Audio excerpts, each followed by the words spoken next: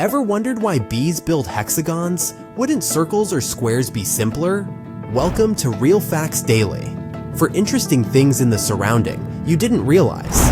Bees are nature's master architects. Their honeycombs aren't random.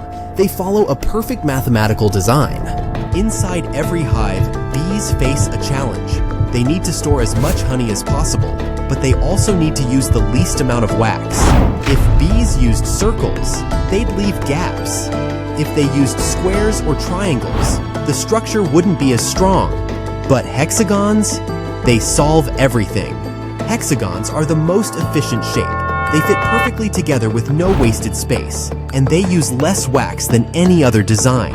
Wax is valuable. Bees must consume 6 pounds of honey to make just 1 pound of wax, so they can't afford to waste it. The hexagonal shape allows maximum storage, more honey, less effort, perfect efficiency. But there's more.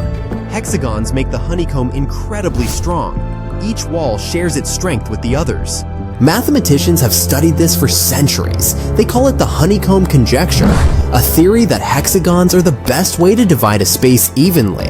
And bees aren't alone in using hexagons. Snowflakes, turtle shells, even volcanic rock formations. Nature loves hexagons. But how do bees know to build them? It turns out they don't. They actually start with circles. As bees work, heat softens the wax. The liquid wax naturally pulls into a hexagonal shape. It's a result of physics, not just instinct. Bees discovered this long before humans. Their design is strong, efficient, and timeless. So next time you see a honeycomb, remember, you're looking at nature's perfect blueprint.